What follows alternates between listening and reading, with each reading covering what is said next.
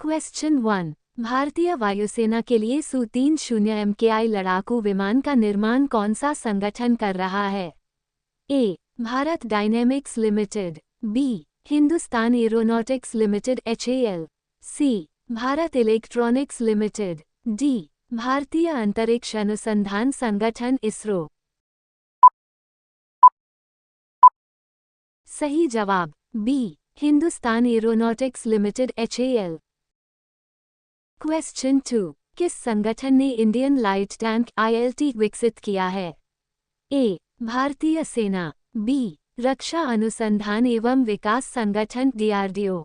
सी. Hindustan aeronautics limited HAL। D. Bharat dynamics limited BDL। सही जवाब B. रक्षा अनुसंधान एवं विकास संगठन DRDO। क्वेश्चन 3। भारतीय लाइट टैंक ILT ने किस ऊंचाई पर सफलतापूर्वक गोले दागे? ए. 3500 मीटर। बी. 4000 मीटर। सी. 4200 मीटर से अधिक। डी. 5000 मीटर। सही जवाब सी. 4200 मीटर से अधिक। Question 4। Smart India hackathon SIH मुख्य रूप से नवाचार के किस क्षेत्र पर केंद्रित है?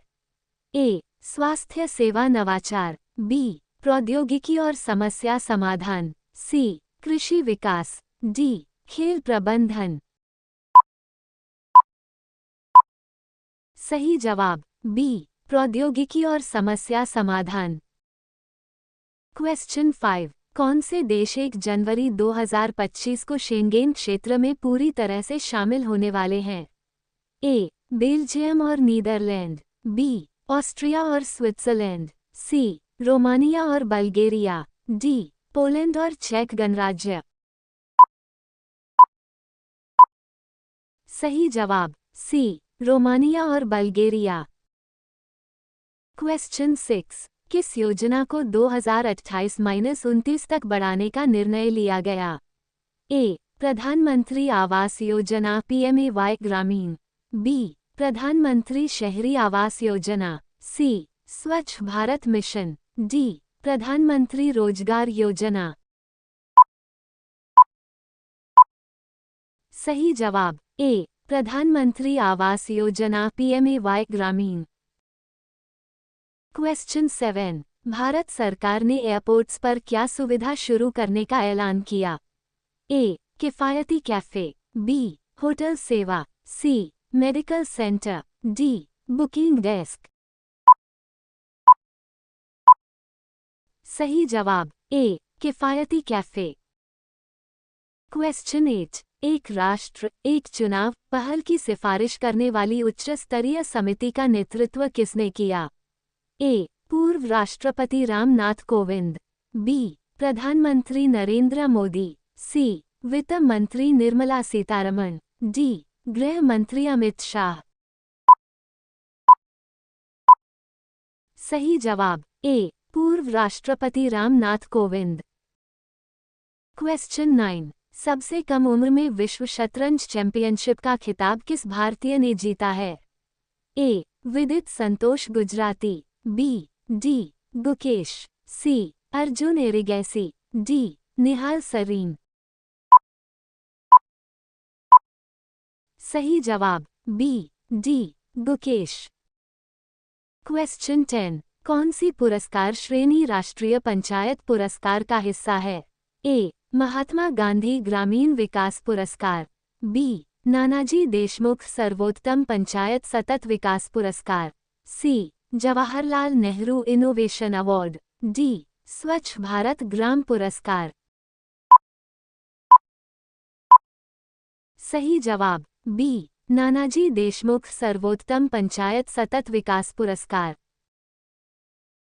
क्वेश्चन 11। लोकसभा ने किस अधिनियम के संशोधन विधेयक को मंजूरी दी?